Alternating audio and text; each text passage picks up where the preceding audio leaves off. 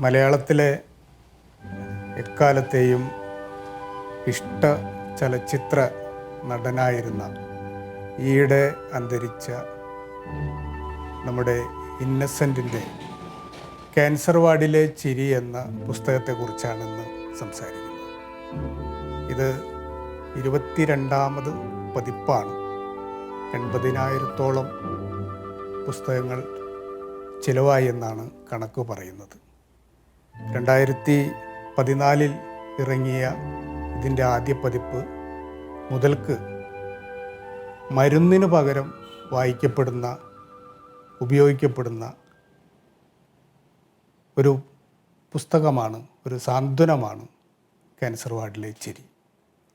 തൻ്റെ ക്യാൻസർ കാലത്തെ അനുഭവങ്ങൾ, അത് ആരംഭം മുതൽക്ക്, അതറിഞ്ഞത് മുതൽക്ക് അതിൻ്റെ ഏറ്റവും കൊടുമ്പിരി കൊണ്ട കാലവും പിന്നിട്ട് അതിനൊക്കെ നർമ്മപൂർവം, ചിരിപൂർവം അഭിമുഖീകരിച്ച് അതിനെ മറികടന്ന് വീണ്ടും സിനിമാ ഷൂട്ടിങ്ങിലേക്കൊക്കെ എത്തിച്ചേർന്ന ആ കാലം വരേക്കുമുള്ള 11ഓളം കുറിപ്പുകളാണ് ഈ പുസ്തകത്തിലുള്ളത്. പല രീതികളിൽ നമുക്ക് ഈ പുസ്തകത്തെ വായിക്കാൻ സാധിക്കും. ഏറ്റവും പുതിയ ഈ പതിപ്പിൻ്റെ പുറന്താളിൽ സാറാ ജോസഫ് ഒരു ചെറിയ വരി എഴുതിയിട്ടുണ്ട്. പ്രതീക്ഷയുടെ ഒരു പുസ്തകമാണ് ഇത് എന്നതാണ്. ജീവിതത്തിൻ്റെ കോച്ച് എന്നുള്ള രീതിയിൽ, ലൈഫ് കോച്ച് എന്ന രീതിയിലും നമുക്ക് ഈ പുസ്തകത്തെ വായിച്ചെടുക്കാൻ സാധിക്കുമെന്നുള്ളതാണ്. നർമ്മകഥകൾ, ചെറിയ ചെറിയ നർമ്മകഥകളുടെ ഒരു പുസ്തകമായിട്ടും നമുക്കിതിനെ വായിക്കാൻ സാധിക്കുന്നുണ്ട്.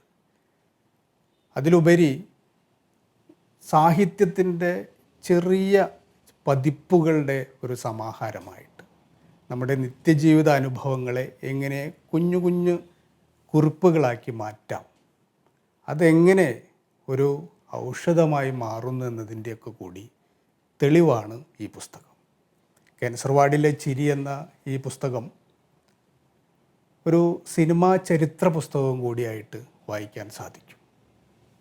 ഇത് ഇറങ്ങിയ ആദ്യ നാളുകളെ അപേക്ഷിച്ച് ഇന്നസെൻ്റ് എന്ന നടൻ്റെ നിര്യാണ ശേഷം നമ്മൾ ഈ പുസ്തകം വായിക്കുമ്പോൾ ശരിക്കും എല്ലാ അർത്ഥത്തിലും ഒരു ഓർമ്മ പുസ്തകമായി മാറുന്നുണ്ട്.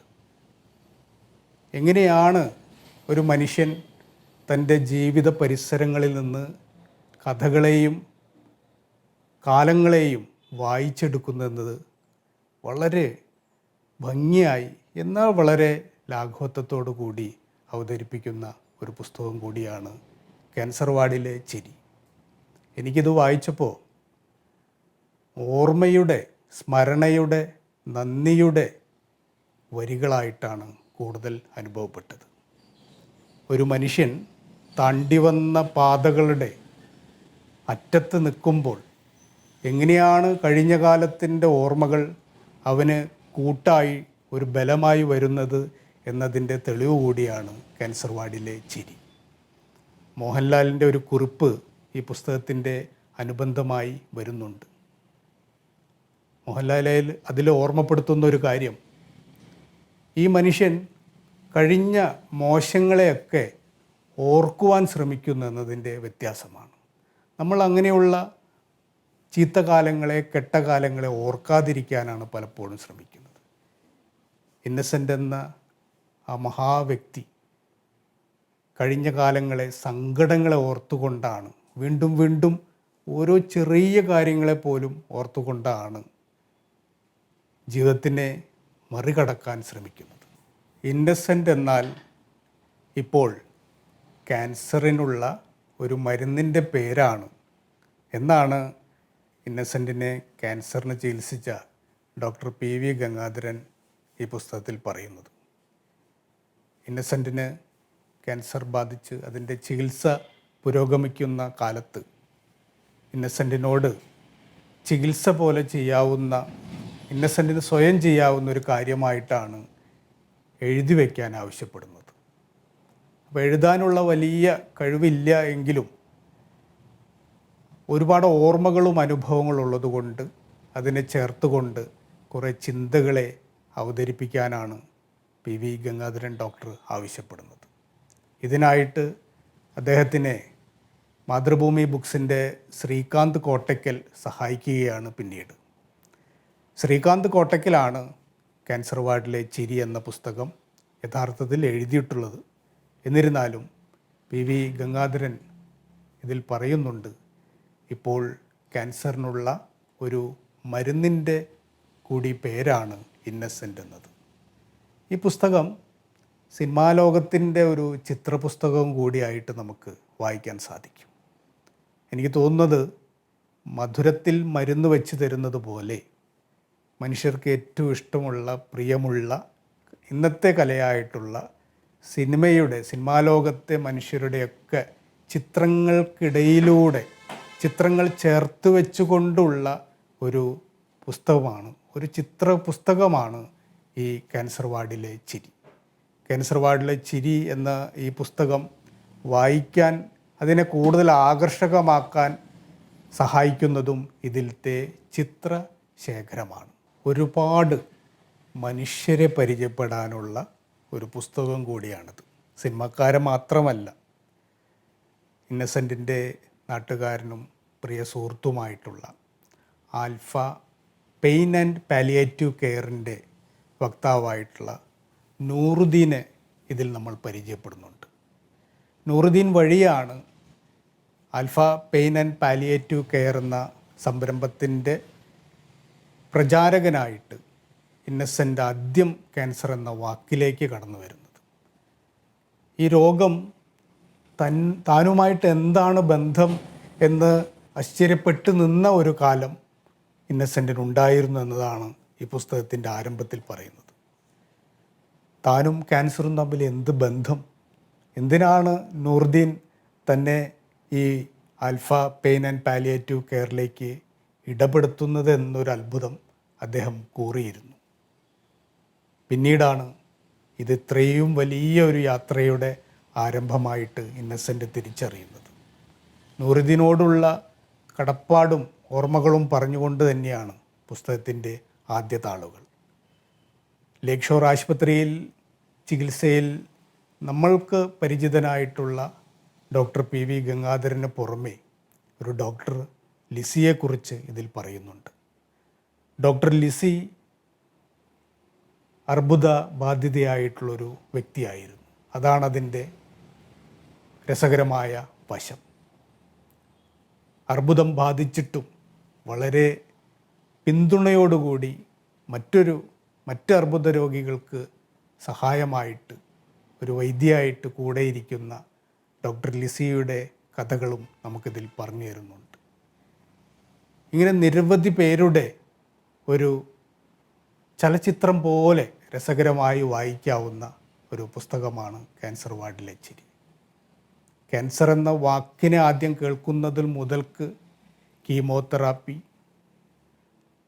മാമോഗ്രാം തുടങ്ങിയിട്ടുള്ള ക്യാൻസറുമായി ബന്ധിതമായിട്ടുള്ള കുറേ അസുഖകരമായിട്ടുള്ള വാക്കുകളെ യാത്ര, അത് ഈ പുസ്തകത്തിൽ ഇന്നസെൻ്റ് നമുക്ക് വേണ്ടി തുറന്നു വയ്ക്കുന്നുണ്ട്.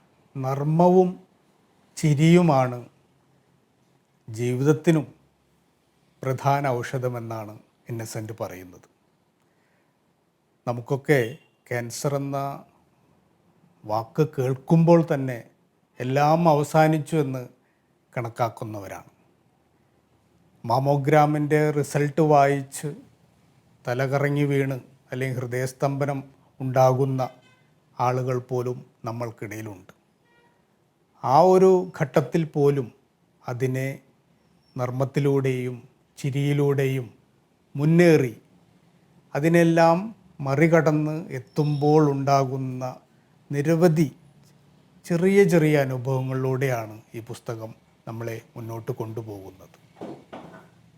ആ സമയത്ത് ആരെല്ലാമാണ് തന്നോടൊപ്പം നിന്നതെന്നും വ്യക്തമാക്കുന്ന ഒരു പുസ്തകമാണിത്. എല്ലാം അവസാനിച്ചു എന്ന് കണക്കാക്കിയിരിക്കുമ്പോൾ പ്രത്യാശയുടെ ചില വെളിച്ചവുമായി ചിലർ കടന്നു വരുന്ന സംഭവങ്ങൾ അതിൽ വിവരിക്കുന്നുണ്ട്. സിനിമാ ജീവിതം അവസാനിച്ചു എന്ന് ഉറപ്പിച്ച നേരത്താണ് അഹല്യ ഫിനാൻസിൻ്റെ അഹല്യ മണി എക്സ്ചേഞ്ചിൻ്റെ ഒരു പരസ്യചിത്രത്തിലേക്കായി ക്ഷണം വരുന്നത്. ഗംഗാധരൻ ഡോക്ടർ അതിന് സമ്മതിക്കുമ്പോൾ തൻ്റെ ജീവിതത്തെ തിരിച്ചു പിടിക്കുന്നതിൻ്റെ ആ ഒരു വെളിച്ചം ഇന്നസെൻ്റ് അനുഭവിക്കുന്നുണ്ട്. നിരവധി തവണ താൻ ഗൾഫ് ഗേറ്റിൻ്റെ പരസ്യത്തിന് വേണ്ടി, വിഗിൻ്റെ പരസ്യത്തിന് വേണ്ടി അഭിനയിച്ച ഒരു ഓർമ്മക്കാലം വിട്ട് ക്യാൻസറിൻ്റെ ചികിത്സയോടനുബന്ധിച്ച് മുടി കൊഴിഞ്ഞു പോയപ്പോൾ വീണ്ടും ഗൾഫ് ഗേറ്റിലേക്ക് വിഗിനായിട്ട് ഫോൺ ചെയ്യുന്ന ആ സങ്കടാവസ്ഥ ഇന്നസെൻ്റ് ഇതിൽ ഓർക്കുന്നുണ്ട്. ഒരേ സാമഗ്രി തന്നെ ജീവിതത്തിൽ എന്തെല്ലാം ഭാവപ്പകർച്ചകളോട് കൂടിയിട്ടാണ് ഒരു മനുഷ്യൻ്റെ ജീവിതത്തിലേക്ക് കടന്നു വരുന്നതെന്നുള്ള അത്ഭുതം ക്യാൻസർ വാർഡിലെ ചിരി പറഞ്ഞു തരുന്നുണ്ട്. കുരിശിന് ഉറയിട്ട പോലെയായി എന്നാണ് ഒരിടത്ത് ഇന്നസെൻ്റ് പറയുന്നത്. പഴയ ആ സിൽക്ക് ജുബ്ബയൊക്കെ ഇട്ട് നോക്കുമ്പോൾ അത് വളരെ അഴിഞ്ഞു കിടക്കുകയാണ്, വാച്ചൊക്കെ ഇങ്ങനെ ഓടുകയാണ്. കുരിശിന്മേൽ ഒരു ഉറയിട്ട പോലെ തൻ്റെ ശരീരം മാറിയെന്ന് പറയുമ്പോൾ അതിനെ എത്ര ഒരു കാഴ്ചപ്പാടോടുകൂടിയാണ് ഇന്നസെൻ്റ് നമുക്ക് വാക്കുകളിൽ പകർന്നു തരുന്നത്. രോഗാവസ്ഥയും രോഗത്തെ തുടർന്ന് തന്നെ കാണാൻ വരുന്ന ആളുകളെക്കുറിച്ചും നല്ല രസകരമായിട്ടാണ് ഇതിലത്തെ വിവരണങ്ങൾ പോകുന്നത്. ഇരിങ്ങാലക്കുടയിലെ പാർപ്പിടം എന്ന ആ വീട് നമുക്ക് വളരെ തെളിച്ചത്തോടു കൂടി പല കാലങ്ങളുടെയും പല മനുഷ്യരുടെയും പ്രകൃതങ്ങളെ കൃത്യമായി കാണിച്ചുകൊണ്ട് ഇന്നസെൻ്റ് ഇതിൽ വിവരിക്കുന്നുണ്ട്. തന്നെ കാണാൻ വരുന്നവർ നിരവധി തലങ്ങളിലുള്ള ആളുകളാണ്. സിനിമാക്കാരുണ്ട്, നാട്ടുകാരുണ്ട്, പുരോഹിതരുണ്ട്, തൻ്റെ സുഹൃത്തുക്കളുണ്ട്, കേട്ടറിഞ്ഞു വന്നവരുണ്ട്. ഇവരെല്ലാം എങ്ങനെ ഈ രോഗത്തെ വീക്ഷിക്കുന്നു എന്നതാണ് ഇന്നസെൻ്റ് ക്യാൻസർ വാർഡിലെ ചിരിയിൽ പറയുന്ന പ്രധാന ഭാഗം. അതുപോലെ നാട്ടിലെ ഫ്രൂട്ട്സ് കച്ചവടക്കാരൻ്റെ സന്തോഷത്തെക്കുറിച്ച് പറയുന്നുണ്ട്. കാരണം ഇന്നസെൻറ്റിനെ കാണാൻ വരുന്ന ആളുകൾ എന്നും ഫ്രൂട്ട്സ് വാങ്ങിയിട്ടാണല്ലോ വരിക, അപ്പോൾ നല്ല കച്ചവടം ഉണ്ടാകുന്നുണ്ട്. അപ്പോൾ ഫ്രൂട്ട്സ് കച്ചവടക്കാരൻ്റെ സന്തോഷത്തെക്കുറിച്ച് പറയുന്നുണ്ട്. ഇഷ്ടംപോലെ ആളുകൾ അങ്ങനെ ഇന്നസെൻറ്റിൻ്റെ ഈ രോഗാവസ്ഥയെ വാണിജ്യവൽക്കരിച്ച അനുഭവം അദ്ദേഹം പങ്കുവയ്ക്കുന്നുണ്ട്. അതുപോലെ പൂക്കടക്കാരൻ്റെ ഒരാദി അതിൽ വിവരിക്കുന്നുണ്ട്. ഇന്നസെൻ്റ് മരിച്ചാൽ റീത്ത് വാങ്ങേണ്ട കടക്കാരൻ അല്ലെങ്കിൽ റീത്ത് വിൽക്കേണ്ട ആ ഒരു കടക്കാരൻ്റെ ആദിയും അതിൽ കൃത്യമായി പറയുന്നുണ്ട്. അദ്ദേഹത്തിന് സംശയമാണ്, കുറച്ച് നാൾ നാട്ടിൽ നിന്ന് മാറി നിന്നപ്പോൾ ആ നേരത്തെങ്ങാനും ഇന്നസെൻ്റ് മരിച്ചു പോയാൽ റീത്ത് കച്ചവടം നഷ്ടമാകുമോ എന്നുള്ള ഭയപ്പാട് അതിൽ പറയുന്നുണ്ട്. അപ്പോൾ മനുഷ്യർ മറ്റൊരു മനുഷ്യനെ കാണുന്നതും അവൻ്റെ രോഗാവസ്ഥയെ കാണുന്നതും ഒക്കെ നമ്മളൊക്കെ ഒന്ന് മാറ്റിപ്പിടിക്കേണ്ട ചില സൂചനകളാണ് ഇന്നസെൻറ്റിൻ്റെ ക്യാൻസർ വാർഡിലെ ചിരി നമ്മളോട് പറയുന്നത്. ദൈവത്തിന് ഏറ്റവും ഇഷ്ടമുള്ളവരെ ആദ്യം വിളിക്കും. ഇത് നമ്മളെപ്പോഴും പറയുന്നൊരു വാക്യമാണ്. ദൈവത്തിന് ഇഷ്ടമുള്ളവരെ ദൈവം ആദ്യം വിളിക്കും. അപ്പോൾ ദൈവത്തിന് ഇഷ്ടം കുറയാൻ വേണ്ടി ഇന്നസെൻ്റ് ഒരു യാത്രയിൽ ഒരു കപ്പേളയുടെ മുന്നിലെത്തിയപ്പോൾ ആ രൂപക്കൂടിലേക്ക് നോക്കി കൊഞ്ഞനം കാണിക്കുന്നുണ്ടെന്നാണ് ഒരിടത്ത് പറയുന്നത്. അപ്പോൾ ദൈവത്തിന് അത്രയും അസ്വസ്ഥ വരികയും തന്നോടുള്ള ഇഷ്ടം കുറയുകയും വിളിക്കൽ അങ്ങോട്ടുള്ള വിളി കുറയുമെന്നതുമാണ് ആ കഥയിൽ പറയുന്നത്. അങ്ങനെ നിരവധി കുഞ്ഞു കുഞ്ഞു തമാശകൾ ഈ ക്യാൻസർ വാർഡിലെ ചിരിയിൽ നമുക്ക് വായിക്കാൻ സാധിക്കും. ആലിസാണ് അതിലെ നായിക എന്ന് പറയേണ്ടിയിരിക്കുന്നു. ജീവിതത്തിലെ നായികയായിട്ടുള്ള ഇന്നസെൻറ്റിൻ്റെ സഹധർമ്മിണിയായിട്ടുള്ള ആലിസിനോടൊത്തുള്ള ധാരാളം തമാശകളും കാര്യങ്ങളും ഇതിൽ വിവരിക്കുന്നുണ്ട്. ക്യാൻസർ വാർഡിലെ ചിരി എന്ന പുസ്തകത്തിൽ ക്യാൻസർ വാർഡിനേക്കാൾ ക്യാൻസർ ബാധിതമായിട്ടും കുടുംബം നൽകിയ അല്ലെങ്കിൽ കുടുംബത്തിൽ നിന്ന് കിട്ടിയ പിന്തുണയാണ് ആ പുസ്തകത്തിലെ പറുദീസ. പുസ്തകത്തിൽ പറയുന്നുണ്ട്, പറുദീസയിൽ എന്തെടുത്തു വെച്ചിട്ടുണ്ടെന്ന് പറഞ്ഞാലും മനുഷ്യർക്ക് അങ്ങോട്ട് പോകാനുള്ള താല്പര്യം ഉണ്ടാകില്ല. ജീവിതത്തിനോടുള്ള ഒരു ആക്രാന്തമാണ് മനുഷ്യർക്ക് ഏറ്റവും കൂടുതലുള്ളതെന്ന് ഈ പുസ്തകത്തിൽ പറയുന്നുണ്ട്. ഒരു അധ്യായത്തിന് ഇട്ടിട്ടുള്ള പേര് തന്നെ അങ്ങനെയാണ്, ശാസ്ത്രം ജയിച്ചു ആക്രാന്തം തോറ്റു എന്നാണ്. മനുഷ്യന് ജീവിതത്തിനോടുള്ള ആ ആക്രാന്തം പലപ്പോഴും ഒതുക്കണമെന്നുള്ളൊരു സന്ദേശം തൻ്റെ അനുഭവത്തിലൂടെ പറയുന്നുണ്ട്. ഇത്രയും നർമ്മത്തിലൂടെ, ഇത്രയും ചിരികളിലൂടെ മുന്നോട്ട് പോയിട്ടും തൻ്റെ ആക്രാന്തങ്ങളെ തടയിടാൻ സാധിക്കാതിരുന്ന ചിലയിടങ്ങളെ കൃത്യമായിട്ട് തുറന്നു പറയുന്നുണ്ട് ഇന്നസെൻ്റ് ഈ പുസ്തകത്തിൽ. ഇന്നസെൻറ്റിൻ്റെ അനുഭവങ്ങളിലൂടെ, ക്യാൻസർ വാർഡിലെ അനുഭവങ്ങളിലൂടെ നമ്മളിങ്ങനെ നീങ്ങുമ്പോൾ ഒരു യാത്രയാണ് നമ്മൾ ഈ പുസ്തകത്തിൽ അറിയുന്നത്. ഇന്നസെൻ്റ് പറയുന്ന ഒരു സംഭവം ഓർക്കുമ്പോൾ, ഇന്നസെൻറ്റിൻ്റെ കീമോ കഴിഞ്ഞിരിക്കുന്ന സമയത്ത് ഇന്നസെൻറ്റിന് ദേഷ്യം കൂടുതലായിട്ട് വരുന്നുണ്ട്. അപ്പോൾ ഇന്നസെൻറ്റിൻ്റെ 2 പേരമക്കളുണ്ട്, ജൂനിയർ ഇന്നസെൻറ്റും അന്നയും. ഇവർ രണ്ടുപേരും എപ്പോഴും അമ്മാമ്മയോട് പരാതി പറയുന്നുണ്ട് ഇന്നസെൻറ്റിന് ദേഷ്യം കൂടുതലാണെന്ന്. പക്ഷെ പിന്നീട് കീമോ ഒക്കെ കഴിഞ്ഞ് ഈ അസ്വസ്ഥതകളൊക്കെ മാറിയിട്ടും ഇന്നസെൻറ്റിന് ദേഷ്യം വരുമ്പോൾ അപ്പാപ്പനിപ്പോൾ എന്തിൻ്റെ ദേഷ്യമാണ്, കീമോ ഒക്കെ കഴിഞ്ഞല്ലോ എന്നവർ പരാതിപ്പെടുന്നുണ്ട്. ആ ചോദ്യത്തിൻ്റെ മുന്നിൽ ചിരിക്കുകയും വേദനകൾ പലതും മറക്കുന്നതായിട്ടും ഇന്നസെൻറ്റിൻ്റെയും ആലിസിൻ്റെയും അനുഭവങ്ങൾ ഈ പുസ്തകത്തിൽ പറയുന്നുണ്ട്. സന്തുഷ്ടമായ ഒരു ക്യാൻസർ കുടുംബം, എത്ര രസകരമായ അധ്യായ ശീർഷകമാണ്, സന്തുഷ്ടമായ ഒരു ക്യാൻസർ കുടുംബം. ദൈവത്തിൻ്റെ മറ്റൊരു പേരാണ് ഡോക്ടർ എന്നാണ് ഈ പുസ്തകത്തിൽ പറയുന്നത്. ഡോക്ടർ PV ഗംഗാധരനോടുള്ള അത്രയും അടിയുറച്ച വിശ്വാസത്തിലാണ് ക്യാൻസറിനുള്ള ചികിത്സ വിജയിക്കുന്നതെന്ന് ഇന്നസെൻ്റ് പറയുന്നുണ്ട്. കൃത്യമായിട്ടുള്ള മരുന്ന് കഴിക്കലും കൃത്യമായ നിരീക്ഷണങ്ങളും ടെസ്റ്റുകളും വേണ്ടുന്ന സമയങ്ങളിലുള്ള വിശ്രമവും എല്ലാം, അതാണ് ഇന്നസെൻറ്റിനെ ക്യാൻസറിൽ നിന്ന് മോചിതനാക്കിയെന്നാണ് നമുക്കിതിൽ നിന്ന് വായിക്കുമ്പോൾ മനസ്സിലാവുന്നത്. സ്റ്റെതസ്കോപ്പ് അണിഞ്ഞു വരുന്ന ദൈവത്തിൻ്റെ ഒരു രൂപമെന്നാണ് ഇതിൽ പറയുന്നത്. അത്രയും ശാസ്ത്രീയമായിട്ട് ജീവിക്കേണ്ടുന്ന ആവശ്യകത ഇന്നസെൻ്റ് ഈ പുസ്തകത്തിൽ നമ്മളെ ഓർമ്മപ്പെടുത്തുന്നുണ്ട്. ലേക്ക് ഷോർ ആശുപത്രിയിലെ നേഴ്സുമാരെ കുറിച്ചും ഇതിൽ അദ്ദേഹം പറയുന്നുണ്ട്. എല്ലാവരും എത്ര വിധേയത്വത്തോടു കൂടിയും എത്ര സമർപ്പണത്തോടു കൂടിയുമാണ് ഇന്നസെൻറ്റിനെ പരിചരിക്കുന്നത്. അതിന് പോലെ തന്നെ അത്ര തന്നെ ഇന്നസെൻറ്റും അവരോടും കടപ്പെട്ടും വിധേയപ്പെട്ടും വിനീതമായും മുന്നേറിയത് കൊണ്ടാണ് ഇത്രയും മഹാരോഗമെന്ന് നമ്മൾ വിളിക്കുന്ന ആ രോഗത്തെ വളരെ രസകരമായി മറികടക്കുന്നത്. ഇന്നസെൻറ്റിൻ്റെ ഈ ക്യാൻസർ വാർഡിലെ ചിരി എന്ന പുസ്തകം രോഗികൾക്കും ക്യാൻസർ ബാധിച്ചവർക്കും മറ്റ് മാനസിക അസ്വാസ്ഥ്യങ്ങളുള്ളവർക്കും ഒരു സ്നേഹസമ്മാനമായി കൊടുക്കാവുന്ന പുസ്തകമാണ്. ഒരു രോഗം വന്നാൽ, ഒരു മഹാരോഗം വന്നാൽ, അല്ലെങ്കിൽ ഒരു ജീവിത പ്രശ്നം വന്നു കഴിഞ്ഞാൽ നമുക്ക് എങ്ങനെ അതിനെ തരണം ചെയ്യാൻ സാധിക്കുമെന്നതിൻ്റെ ഒരു ഹ്യൂമറുള്ള മെത്തഡോളജിയാണ്, നർമ്മം നിറഞ്ഞ രീതിശാസ്ത്രമാണ് ഈ പുസ്തകം മുന്നോട്ട് വയ്ക്കുന്നത്.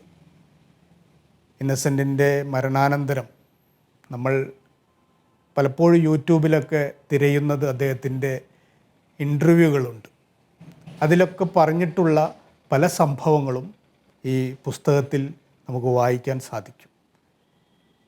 വളരെ യാഥാർത്ഥ്യമുള്ള, ഒരുപക്ഷെ നമ്മൾ കേൾക്കുമ്പോൾ അത്ഭുതം തോന്നുന്ന ചില തരണം ചെയ്യലുകൾ ഈ പുസ്തകത്തിൽ വായിക്കാൻ സാധിക്കും. എത്ര നിസ്സാരമായിട്ടാണ് ചില കാര്യങ്ങളെ മറികടന്നതെന്ന് തോന്നുമെങ്കിലും അതിനകത്തും ഒരു സാരമുണ്ടായിരുന്നു എന്ന് നമുക്ക് ഈ പുസ്തകം വായിക്കുമ്പോൾ ബോധ്യമാകും. ഇടുക്കി ജില്ലയിലെ ഒരു ഗ്രാമത്തിൽ വെച്ചാണ് ആദ്യമായി ഈ ക്യാൻസർ ബാധിതമായ വിവരം ഇന്നസെൻ്റ് അറിയുന്നത്. ആ ഷൂട്ടിംഗ് നടക്കുമ്പോൾ ഒരു പാതിരിയുടെ വേഷമണിഞ്ഞുള്ളൊരു രംഗമായിരുന്നു അവിടെ ഷൂട്ട് ചെയ്തിരുന്നത്. ഒരു വേള ഒന്ന് മനസ്സ് പതറിപ്പോയെങ്കിലും പൊടുന്നനെ തന്നെ അദ്ദേഹം തൻ്റെ മനോനില തിരിച്ചു പിടിക്കുകയും എത്രയോ നീളമുള്ള ഡയലോഗുകൾ മനഃപ്പാഠമാക്കി പറയുകയും ചെയ്തു എന്നാണ് പറയുന്നത്.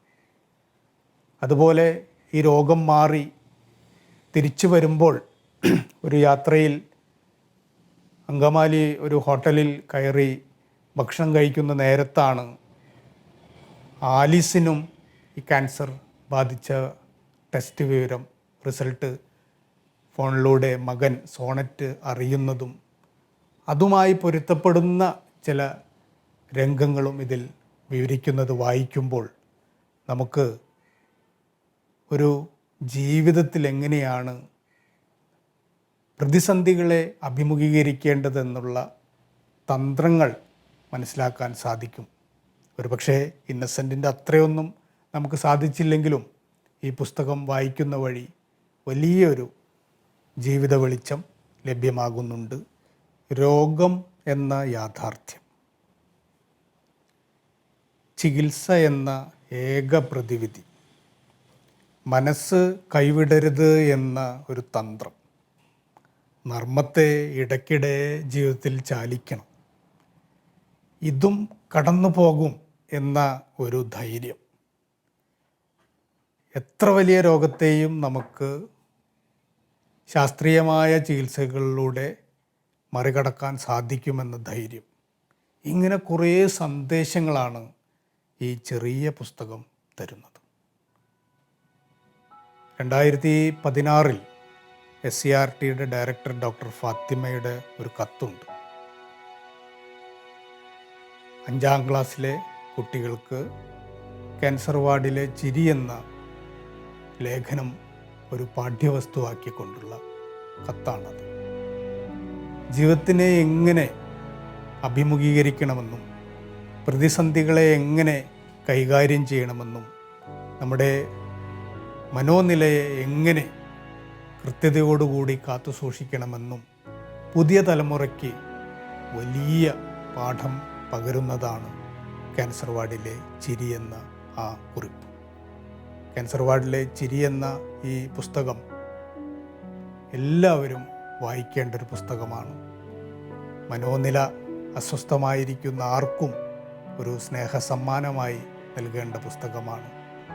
നമുക്കും ജീവിത പ്രതിസന്ധികളിൽ ഒരു ദീപം കൊളുത്തുന്നത് പോലെ ഇടയ്ക്ക് ഒന്ന് മറിച്ചു നോക്കാവുന്ന ഓരോ താളുകളുണ്ട് ഈ പുസ്തകത്തിനകത്ത്. എല്ലാവരും ക്യാൻസർ വാർഡിലെ ചിരി എന്ന പുസ്തകം വായിക്കണം.